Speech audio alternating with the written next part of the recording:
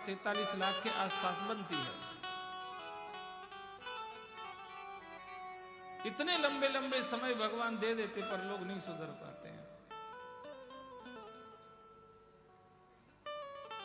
हिसाब किया, उसका मार दिया। टेलर मास्टर मिले जिन्होंने राम अवतार में जनकपुर में राम जी के कपड़े दूल्हा के कपड़े से लेते। आज भी उन्होंने भगवान के कपड़ों की फिटिंग प्रेस सब कर दी। भगवान खुश हो गए, संपत्ति और संतति का आशीर्वाद दे दिया। आगे चले, सुदामा नाम का माली जिसने पुष्प वाटिका में राम जी को फूल तोड़ने की परमिशन दे दी थी। इत उत चितय पूछ मालीगन, लगे लेन दल फूल मुदित मन, तई अवसर सीता तहां आई, गिरिजा पूजन जननी पठाई। भैया ये वही माली था। जयराम जी की बोलो, भगवान के साथ तार जोड़ लो, कुछ ना कुछ ऐसा कर लो जिंदगी में कि बार बार मिलते रहें उनसे। इस माली ने सिर्फ परमिशन दी थी भगवान को, चलो पूजा के लिए फूल ले रहे हो, ले लो, कोई दिक्कत नहीं है। फिर से भगवान के सामने आ गए, अपनी जिंदगी की डायरी में कुछ ऐसा लिख लो महाराज, थोड़ा ही लिख लो यार, ज्यादा नहीं तो कुछ तो लिख लो जिससे भगवान तुम्हें मिल जाए, सामने आ जाओ उनके। कुछ ऐसी सेवा कर लो भगवान की, ऐसा प्यार कर लो भगवान से।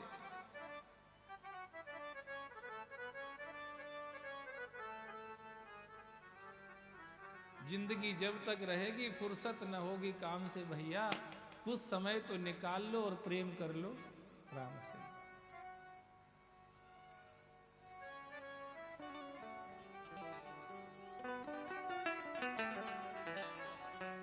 तीन जगह से टेढ़ी स्त्री कूजा, चंदन लेके जा रही थी कंस के लिए। भगवान ने रोका, ये चंदन मुझे दे दीजिए। उसने जैसे ही भगवान को देखा, नीचे से ऊपर तक वो कृष्ण पर न्यूछावर हो गई। देखते ही मन उसका उसके हाथ में नहीं रहा और उसने चंदन दे दिया। प्रभु, इस चंदन के सच्चे अधिकारी तो आप ही हो। भगवान ने कहा, इस मजबूरी में ही जा रही थी कंस के पास। जयराम जी की बोलो, इसके संस्कार तो अच्छे। कई बार जिंदगी में ऐसा होता है, मजबूरी में आदमी कई बार गलत जगह फंसा रहता है, यद्यपि संस्कार अच्छे रहते हैं। ऐसे लोगों को सत्संग जरूर मिलना चाहिए, यही उनको अपनी जिंदगी को बदलने की ताकत मिलती है महाराज।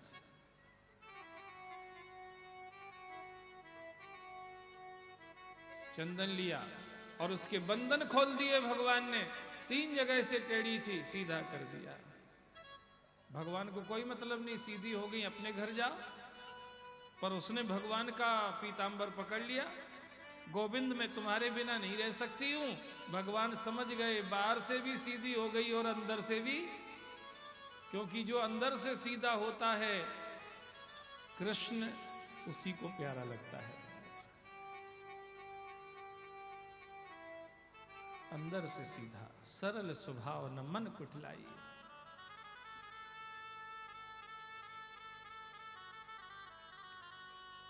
यज्ञ चल रहा था, कंस महाराज का धनुष तोड़ दिया भगवान ने, और जितने थे उसमें आचार और यजमान सबको मार मार के भगा दिया।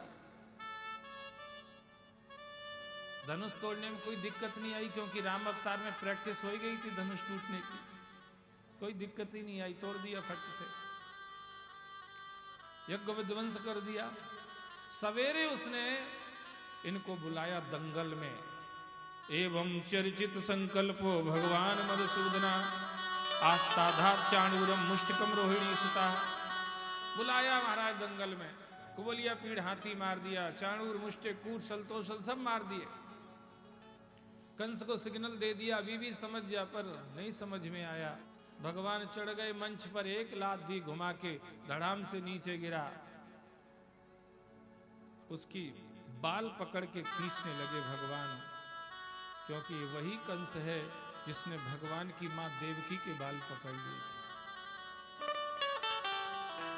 जब आकाशवाणी सुनी कि इसकी 8वीं संतान तुझे मारेगी, तो उसने सोचा न रहेगा बांस न बजेगी, बांसुरी बहन को ही मार देता हूं तो संतान होगी कहां से।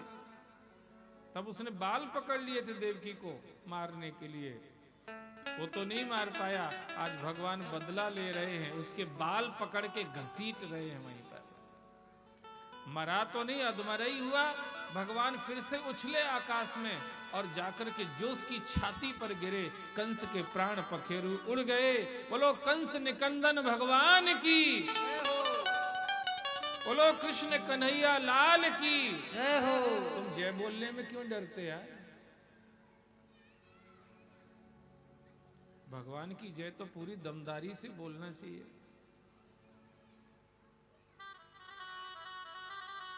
लोग दमन करते इंद्रियों का, तुम दम भी नहीं लगा रहे। गांजा की दम तो नहीं लगा लेते हो जो इधर नहीं लग पा रही है। भगवान उस दम से इधर की दम खत्म हो जाती है, उससे दूर रहना। जो गांजा की दम लगाते उनकी खुद की दम नहीं रहती है।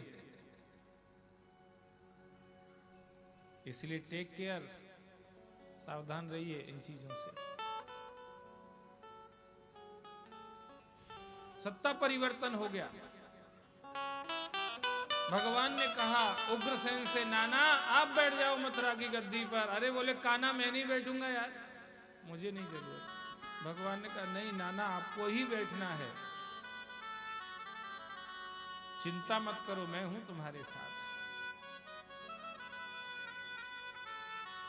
भले ही अयाति का श्राप है यदु को कि कोई बैठेगा नहीं सिंहासन पे तुम्हारा, और भगवान है वो। भगवान कह रहे मैं श्राप को भी वरदान और वरदान को श्राप बना सकता हूं। जब तक मैं हूं तब तक तुम्हें किसी की भी चिंता करने की जरूरत नहीं है। तुम्हारी सत्ता भी स्थायी रहेगी और जिन चीजों की जरूरत होगी वो चीजें अपने आप यहां आएंगी। और कोई मथुरा की तरफ गलत आंख से देखेगा उसका उपचार कृष्ण करेगा, चिंता क्यों करते हो। बिठा दिया उग्रसेन को और खुद जाके अपनी मैया की गोदी में बैठ गए और दुनिया को ये बता दिया गादी से ज्यादा सुख गोदी में है भैया।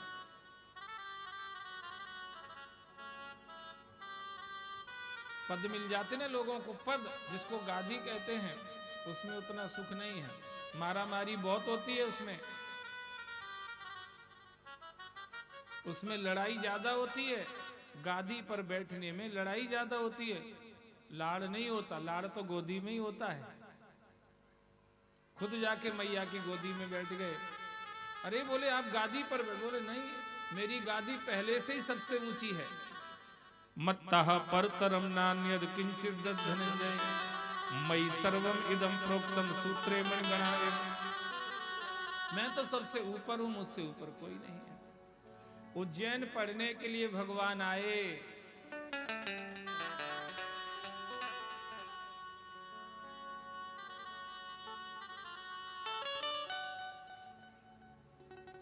काश्यम संदीपनी मुनिया अवंती पुरवासिनः।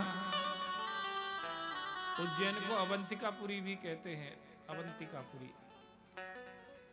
कश्यप गोत्रीय संदीपनी ऋषि के यहां भगवान पढ़ने गए। 64 दिन रात में 64 कलाओं का ज्ञान गुरुदेव को सुना दिया। दक्षिणा में लाकर के नरक में पड़ा हुआ बच्चा वापस दे दिया और ये बता दिया कि जो नरक में पड़े हुए को निकाल सकता है वो उनको काय को नरक में जाने देगा जो भगवान की कथा के पंडाल में पड़े रहते हैं। बोलो भागवत भगवान की। इसलिए कोई से पूछना मत हमारा क्या होगा। भगवान की कथा सुन रहे हो, कल्याण ही होगा। मंगलम भगवान विष्णु मंगलम गरुड़ध्वजा मंगलम पुंडरीकाक्षा मंगलास्तनोहरि। मंगल करण कलिमल हरण तुलसी कथा रघुनाथ की। गतकूर कविता सरित की ज्यों सरित पावन पात की। प्रभु सुजत संगति भनित भल होय है सृजन मन भावनी। भव अंग भूत मसान की सुमरत सुहावन पावनी। चिंता क्यों करते हो भैया। रन बन व्याधि विपत्ति में रही मन मरहु न रोय। जो रक्षक जननी जठर सो हरि गए न सोय। जिसने मां के गर्भ में तुम्हारी रक्षा करी, क्या वो भगवान सो गया है क्या? फिर चिंता क्यों करते हो?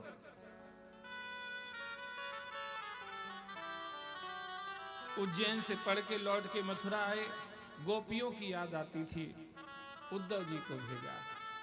उद्धव जी ने जब गोपियों की प्रेम उन्मत्त दशा को देखा भैया, तो गोपियों के उद्धव जी दास बन गए। वंदे नंद ब्रज स्त्रीणाम पादरेणुं भीक्षसः या शाम हरि कथोदगीतम पुनाति भुवन प्रियम।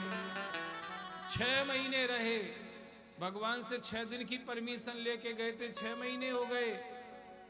राधा रानी ने पूछा उद्धव जी कितने दिन की छुट्टी लेके आए थे? बोले मैक्सिमम 6 दिन की लेके आया था। अरे बोले 6 महीने हो गए हैं तुमको। कृष्ण के पास भी उतना अच्छा नहीं लगा था जितना कृष्ण के भक्तों के पास अच्छा लगा। एक दिन मैंने आपको कहा था ना, राम बुलावा भेजिया तो दिया कबीरा रोए। क्यों? बोले जो सुख संगत साधु की सो बैकुंठ न हो। जब चलने लगे उद्धव जी, तो राधा रानी ने कहा कि तुम उनका संदेश लेके आए थे, हमारा भी संदेश लेके जाओ।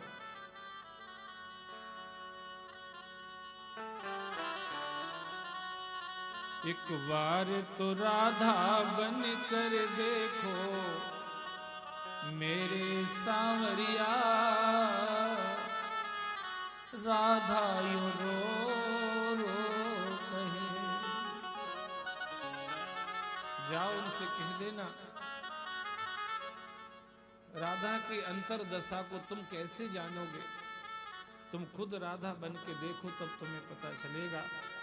इसलिए स्वयं कृष्ण राधा भाव लेकर के कलयुग में चैतन्य महाप्रभु के रूप में प्रकट हुए। महाराज चैतन्य महाप्रभु स्वयं कृष्ण ही है। राधा भाव लेकर के आए। कोई काली सी चीज दिख जाती, सांवली सी चीज दिख जाती, तो उसी से लिपट जाते थे चैतन्य महाप्रभु। मेरे कृष्ण, मेरे नाथ, मेरे गोविंद, मेरे दयालु, उसी से लिपट जाते थे महाराज। गए उद्धव जी, भगवान देख करके खुश हो गए, मेरा उद्धव सूधा हो गया है, सही हो गया है। ज्ञान कितना भी हो जाए, बिना प्रेम की बात बनती नहीं है भैया। उधर कंस को मार दिया था तो उसकी पत्नियां गई अपने पिता जरासंध के यहाँ। 23 अक्षौणी सेना लेके आया, 18 बार आक्रमण किया। नारद जी ने सोचा कोने का कचरा मैं इधर भेज देता हूं। कालियवन के पास पहुंच गए। अरे तुम्हें पता है वासुदेव की धाक जमी हुई है सब जगह, जाओ उससे जाके मिलो। कालियवन आया मथुरा में। इधर भगवान ने बलराम जी से परामर्श करके विश्वकर्मा के द्वारा पश्चिमी समुद्र में 48 कोस की द्वारकापुरी का निर्माण करा दिया था। अपने योग बल से भगवान ने जिनकी जरूरत वहां है द्वारिका में, उनको वहां भेज दिया था, और जिनको मथुरा में वृंदावन में रखना उनको वहीं रहने दिया था। जैसे ही आया कालियवन, भगवान को ललकारने लग गया। भगवान को पता है नारद जी ने क्या क्या क्या कह के समझाया है। तो भगवान निकले मेन गेट से बाहर और अपना पीतांबर ऐसे फहरा रहे थे। समझ गया यही होगा वासुदेव। क्यों रे? वो बोला कालियवन, मैं नहीं बोल रहा हूं, उसकी भाषा है ये। क्यों रे, तू वासुदेव है? भगवान ने कहा हाँ जी मुझे ही वासुदेव कहते। इधर आ, तो भगवान दूर भागने लगे। सोचता है तो एक नंबर का डरपोक। नारद जी तो बड़ी प्रशंसा कर रहे थे, पर भगवान को मालूम है कि ये मरेगा कैसे, उस प्लेटफॉर्म तक तो ले जाना पड़ेगा ना भैया। ले गए जंगल में, और जहां योगीराज मुचकुंद सो रहे थे वहां जाकर के उनके द्वारा कालियवन को मरवा दिया। लौट करके आए, जरासंध ने पीछा किया। भगवान ने बलराम जी का हाथ पकड़ा, दोनों भाई मथुरा से दौड़ गए द्वारका की तरफ। बीच में एक पहाड़ पर चढ़ गए थे, प्रवर्षण गिरी पर। इसने सब तरफ से घेर के आग लगवा दी। मर भी जाएंगे और जल भी जाएंगे, अलग से अंतिम संस्कार नहीं करना पड़ेगा। पर भगवान ने, दोनों भाइयों ने जो छलांग लगाई तो 44 कोस के पहाड़ को एक बार में कूद गए। महाराज, तुम छत पे से मत कूदना दूसरे की छत पे, नहीं तो प्रैक्टिस करने लग जाओ भगवान की जैसी। अरे भी भगवान है भैया, भी कुछ भी कर सकते, अपने बस का थोड़े ही है। अपन तो उनकी लीलाओं को सुनो, इस संसार से पार हो जाओ बस। द्वारिका में पहुंचे, पहले बलराम जी का विवाह रेवत वंश के राजा थे ककुदमी, उनकी कन्या थी रेवती। उनके साथ में बलराम जी का विवाह करवाया। रह रहे हैं द्वारिका में। भगवान को तो किसी की जरूरत नहीं है, पर जो भगवान को जानते हैं उनका काम भैया बिना भगवान के कैसे चलेगा। जिंदगी ही बेकार है, बिना भगवान के भक्त की जिंदगी ही बेकार है। रुक्मणी ने भगवान की महिमा सुन सुन के ये निर्णय कर लिया था कि सेवा करूंगी तो द्वारकाधीश के चरणों की ही करूंगी, और अगर उनके चरणों की सेवा में न पहुंच पाई तो शरीर को सुखा सुखा के खत्म कर दूंगी, पर और किसी के चरणों से हाथ लगने वाले नहीं है। शरीर को सुखा सुखा के खत्म कर दूंगी। कितने ही जन्म लेना पड़े, कितना ही इंतजार करना पड़े, पर दासी बनूंगी तो द्वारकाधीश की बनूंगी। ये रुक्मणी का संकल्प था। और ध्यान रखना, बड़े संकल्पों को पूरा करने के लिए त्याग भी बड़ा करना पड़ता है। सर रख कर जमी पर आ जाओ,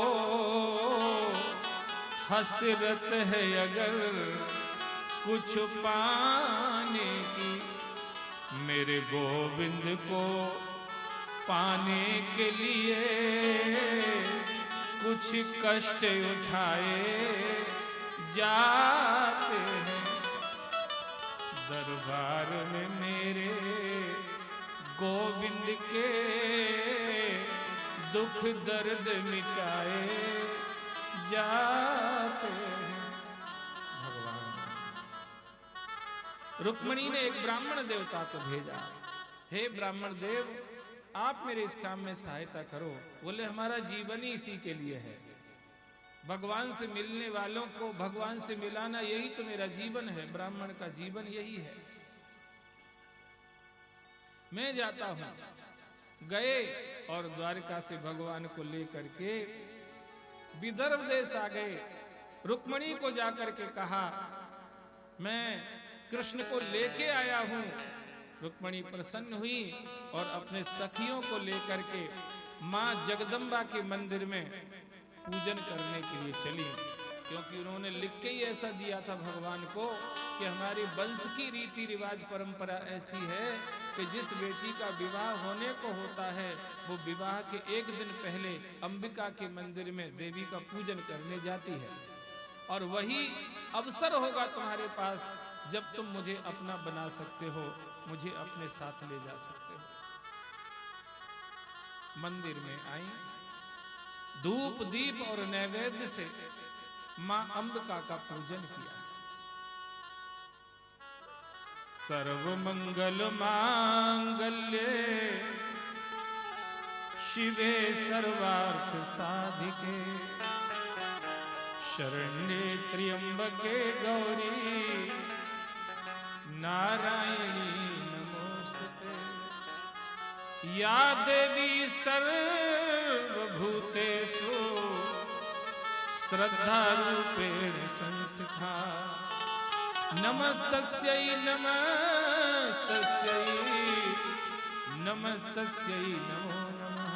पूजन किया, प्रणाम किया, आशीर्वाद लिया, और जैसे ही जगदम्बा के मंदिर से चली रुक्मणी जी, सीढ़ियों से उतर ही रही थी, उसी समय भगवान द्वारकाधीश वहां आ गए और रुक्मणी का हाथ पकड़ लिया और अपने गरुड़ध्वज रथ में बिठा के भगवान ले करके रुक्मणी को विदर्भ देश से द्वारिका चले गए। बोलो द्वारकाधीश भगवान की। अरे प्रभु वापस आ जाओ। अब भिंड तो जाओगे तो कोर्ट वोट भी बंद हो गया होगा। अब तो तुम सोच रहे होगे कोर्ट में ही कर ले आएंगे। इधर ही आ जाओ, हम यहीं आपका विवाह करवा देंगे। तो रुक्मणी को लेके भगवान विदर्भ देश से द्वारिका पहुंचे। अपनी नित्य प्रिया लक्ष्मी स्वरूपा रुक्मणी के साथ प्रभु ने विवाह रचाया। हम भी संक्षेप में, अति संक्षेप में भगवान के मंगलमय विवाह का आनंद लेंगे। और उसके बाद हाँ, एक सूचना मैं इसके पहले आपको दे दूं। आपको शायद कुछ लोगों को पता है पर सबको नहीं है। हम वर्ष में एक कथा किसी बड़े तीर्थ में रखते हैं और ये श्रृंखला विगत 10 वर्षों से चल रही है। अगली जो कथाएं होने वाली हैं जिन तीर्थों में, वो मैं आपको ये जानकारी देना चाहूंगा। वैसे तो अगली कथा बद्रीनाथ में होने वाली थी, पर गर्मी के समय में वहां जगह हमें उपलब्ध नहीं हो रही है, इसलिए हमने उसमें परिवर्तन किया है। हमारे आदरणीय भाई साहब श्री सबल सिंह जी भदौरिया साहब, उनसे मैंने विचार विमर्श करके परिवर्तन किया है। 3 कथाएं जो अगली होना है वो निश्चित हैं। बद्रीनाथ, शुकताल और अयोध्या जी। तो इस साल बद्रीनाथ में होनी थी, पर जगह न मिलने से अब थोड़ा फेरबदल किया गया है। इस साल की कथा शुकताल में होगी, बरसात के समय पे रहेगी। और जैसे ही उसकी तारीख निश्चित होगी, आदरणीय भाई साहब के पास उसकी जानकारी रहेगी, तो मैं उनकी तरफ से, क्योंकि अगली तीनों कथाओं के यजमान वही हैं। आपको इस पे ताली बजा सकते थे आप, पर पता नहीं क्यों नहीं बजा पाए। अरे हमारा सबका सौभाग्य है जो हमारे क्षेत्र में भगवान ने कृपा करके हमें ऐसा महापुरुष दिया है महाराज। वो तो गुस्सा होंगे बाद में, मैं सहन कर लूंगा, पर मेरा मन नहीं मान रहा, इसलिए मैं कह रहा हूं। वो नहीं चाहते कि उनका नाम कहीं भी कहीं मंच से लिया जाए, पर मेरा भी अपना मन करता है कहने का, तो मैं उनसे क्षमा याचना मांगते हुए ये बात कह रहा हूं। आज यहां भी हम बैठे हैं निर्विवाद रूप से उनके कारण से बैठे हैं महाराज। अगली जो 3 कथाएं होना है उसमें हर कथा के मुख्य यजमान वही हैं, और हर कथा में, हर तीर्थ की कथा में 2,11,000, 2,11,000, 2,11,000 इतना सहयोग वो देंगे एक एक कथा के लिए महाराज। ये कोई आसान काम नहीं है। कहना बातें बहुत आसान होता है, पर उसको प्रैक्टिकल रूप में धरातल पर लाना ये सबके बस की बात नहीं होती।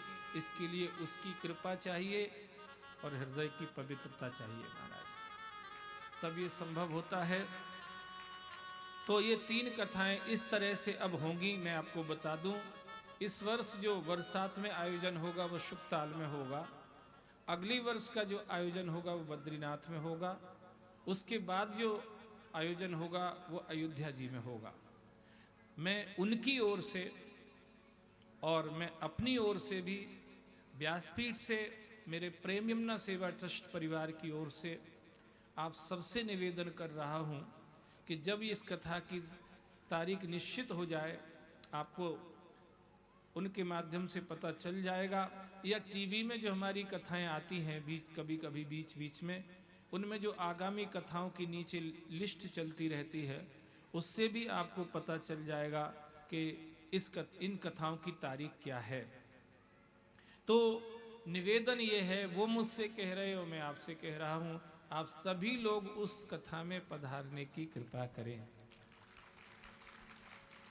वहां पर भंडारे में भोजन की व्यवस्था पूरे 7 दिन तक सभी आने वाले भक्तों के लिए निशुल्क रहती है महाराज। अगर जो रहने के लिए हम सामूहिक व्यवस्था करते हैं सत्संग हॉल में या किसी अलग कॉमन हॉल में, अगर भक्त लोग वहां रह सकते हैं तो रहने की व्यवस्था भी निशुल्क ही रहती है। पर हाँ, कोई ये चाहता है कि मुझे कमरा चाहिए तो फिर कमरा अपना अपना लेना पड़ता है और उसका जो किराया बनता है वो देना पड़ता है।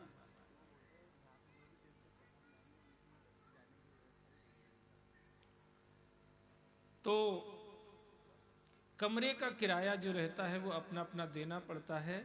जो होता है मैं बता देता हूं, और उतना जो लोग कमरा चाहते उनसे लेके वहां जमा करवा दिया जाता है। तो ये निवेदन है आप सबसे, सब लोग आने का प्रयास करें। हमारे आदरणीय भाई साहब एक बात और कह रहे हैं, जो जो भक्त उस कथा में जाना चाहेंगे इस क्षेत्र से, उनका सबका आने जाने का टिकट उन्हीं की तरफ से रहेगा।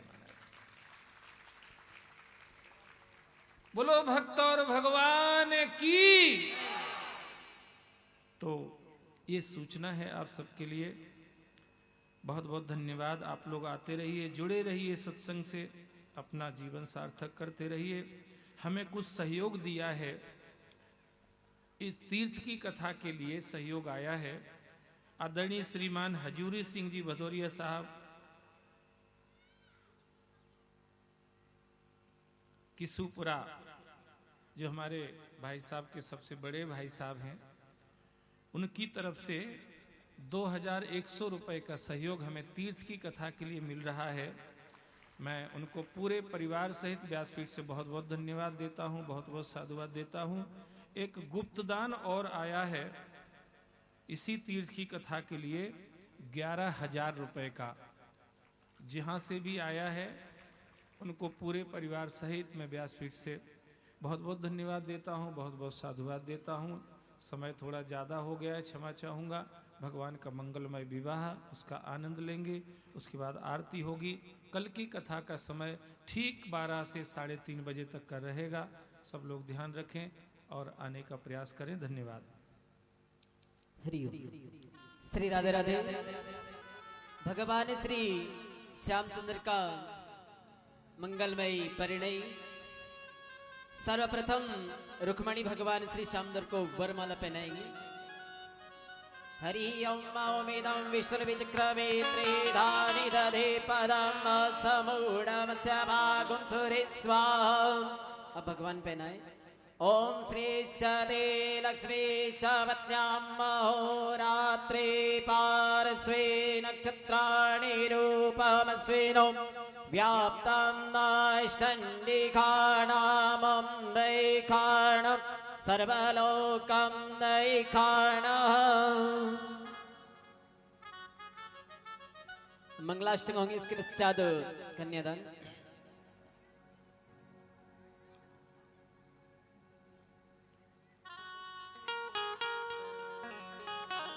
गंगा गोमति गोपति गणपति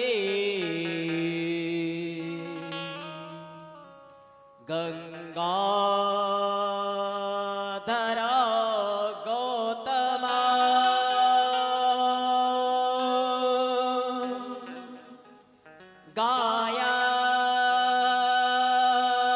गायत्री गरुड़ो गदाधर गया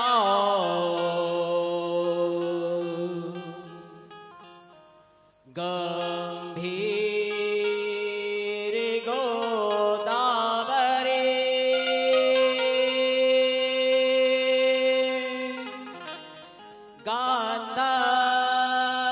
गांधार ग्रह गोकुलधर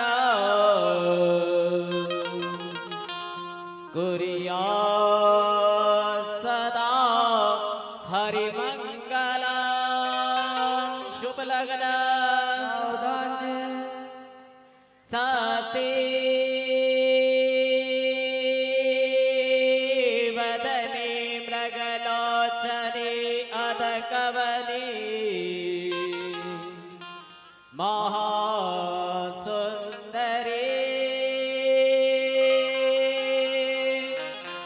मिलिए कुटुंब परिवार श्री कृष्ण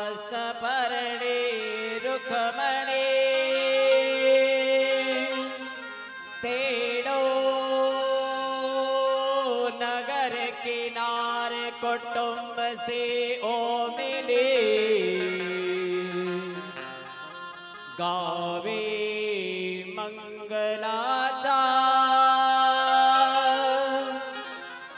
लग्न के वही घड़े बाजे जंगे मृदंगने गुड़गुड़ी बाजे जंगे ढोल नगारो धूपड़े कुरिया सदा हरि मंगला वरवरियो सावधान जानवराते सावधान मंगल गीत गाने वाले सावधान खेड़ापति देवता सावधान सूर्य चंद्रमा सावधान व्यास देवता सावधान विप्र देवता सावधान उमा महेश्वरा सावधान विश्वा 21 नगर पर्वते सावधान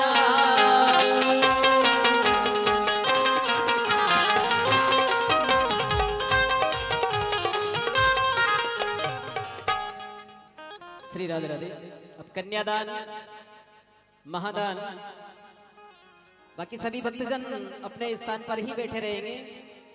गुरु जी का ऐसा संकल्प है जैसे अभी आपको अवगत करा ही दिया है कि जो भी राशि श्रीमद् भागवत में और आरती में और आप जो भक्तजन सब सहयोग करते हैं सभी दान राशि भगवान श्री श्यामतर के श्री चरणों में समर्पित रहती है, जिससे वर्ष में एक बार तीर्थ में विशाल श्रीमद् भागवत का आयोजन होता है, जिसमें आप सभी भक्तजन सादर आमंत्रित हैं। तो सभी भक्तजन अपने स्थान पर वहीं बैठे रहेंगे। जिनको जो दान राशि देना है अपने स्थान पर ही दे देंगे। हाथ में जल फूल चावल और दक्षिणा संकल्प। हरि ओम जज्जाग्रतो दूरमोदेति देवन्तदु सप्तस्य दधेवेति दुर्गमं ज्योतिकाञ्ज्योतिरेकन्तन्मे मनः शिवा संकल्पमस्तु। हरि ओम मध्य पर्वचार्तेन ग्रह गण गण विशेषण विशिष्टायाम शुभ पुण्यतिथौ अमुक गोत्रोत्पन्न वत्स गोत्रोत्पन्न अमुक नाम्न श्री सबल से मधुर्याम जजमानस्य सपत्नीक सहितस्य बलि मम आत्मनः श्रुति स्मृति पुराणोक्त वेदोक्त पुण्य फल प्राप्त्यर्थम ऐश्वर्याभिवृद्ध्यर्थम अप्राप्त लक्ष्मी प्राप्त्यर्थम प्राप्त लक्ष्म्यां चिरकाल संरक्षार्थम सकल मनक्षित मनोकामना संसिद्ध्यर्थम बोलिए मम ग्रामात् मम गृहात् क्लेश रोग दुख दारिद्र्य निवारणार्थम मम ग्रामे मम गृहे तुष्टि पुष्टि श्री कीर्ति यशारोग्यता निवासार्थम 10 विधि लक्ष्मी प्राप्त्यर्थम खेती बाड़ी व्यवसाय लाभादि उन्नति प्राप्त्यर्थम कायिक वाचिक मानसिक दोष परिहार्थम श्री परमेश्वर्यादि प्राप्त्यर्थम धर्म अर्थ काम मोक्ष चतुर्विध पुरुषार्थ सिद्ध्यर्थम अद्य पुण्य पर्वणि वेलायाम रुक्मणी नामना कन्या श्री कृष्ण त्वं हम संपददे। छोड़ दीजिए, इनका पूजन कर देंगे। बाकी सभी भक्तजन अपने स्थान पर बैठे रहेंगे। हमारे कार्यकर्ता बंधु आपके पास वहीं पर आएंगे। आपको जो दान राशि देना है आप अपने स्थान पर वहीं दान राशि दे दीजिएगा। एक मंगलमयी भजन, जिनको भी भगवान के विवाह में नृत्य करना है वो अपने स्थान पर आराम से शांति बनाकर करेंगे। अब एक मंगलमयी भजन, सिर्फ एक भजन होगा, उसके बाद आरती होगी। भगवान का विवाह हुआ है, एक भजन तो बनता है, एक भजन होगा उसके बाद आरती। बोलिए बाके बिहारी लाल की जय, बाके बिहारी की देख छटा मेरो मन है गयो लटा पटा। बाके बिहारी की देख छटा मेरो मन है गयो लटा पटा। लटा पटा रे लटा टपटा रे लटापटा, ओ लटापटा रे लटापटा, लटापटा रे लटापटा। भाग बिहारी की देख छटा, देख छटा, मेरो मन है गयो लटापटा। ओ मेरो मन है गयो लटापटा।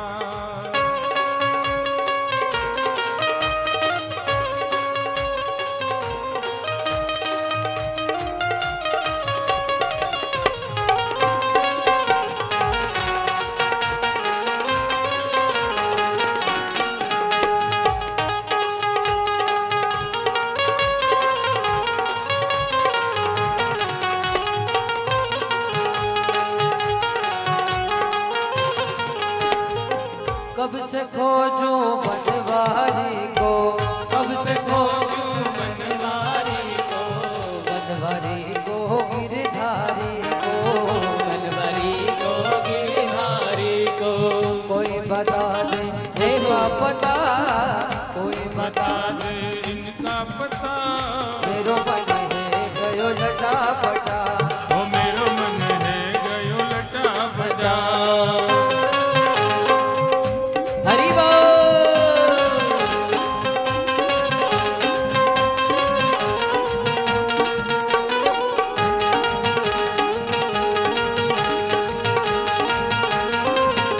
सभी ताली बजाते रहे।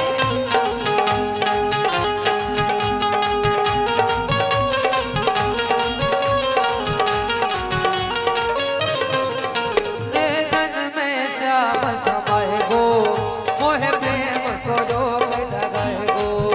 नैनन में श्याम समाए गो, मोहे प्रेम को रोग लगाए गो।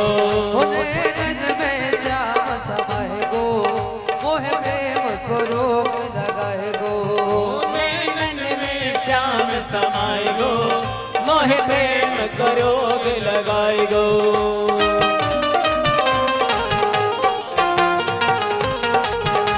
हरि बोल।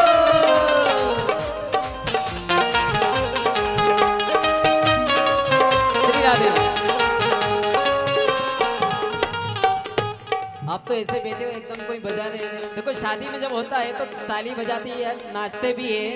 तो ताली वो नहीं बजाते जिसे किसी प्रकार का गम होता है। ताली वो नहीं बजाते जिसे किसी प्रकार का गम होता है। ताली वही बजाते जिसके हाथों में दम होता है। श्री राधे। जोरदार।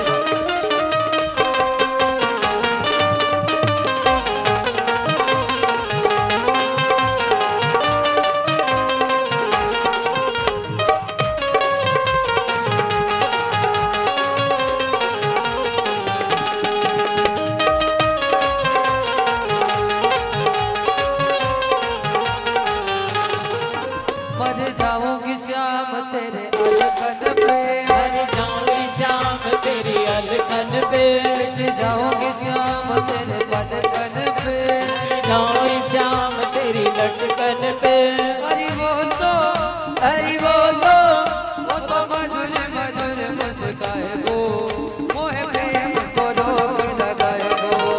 वो तो मधुर मधुर मुस्काए गो, मोहे प्रेम को रोग लगाए गो।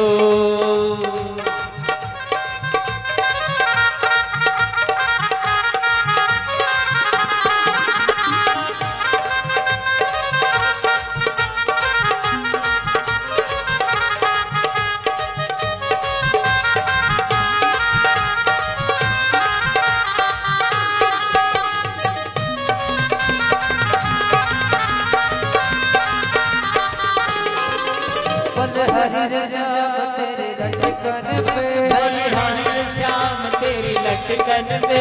हरि श्याम तेरे लटकन पे, हरि श्याम तेरी लटकन पे। हरि श्याम तेरे लटकन पे, हरि श्याम तेरी लटकन पे। हरि श्याम तेरे लटकन पे। हरि श्याम तेरी लटकन पे। हरि बोलो, हरि बोलो, वो तो तेरी नजर जलाए गो, मोहे प्रेम को रोग लगाए गो। वो तो तेरी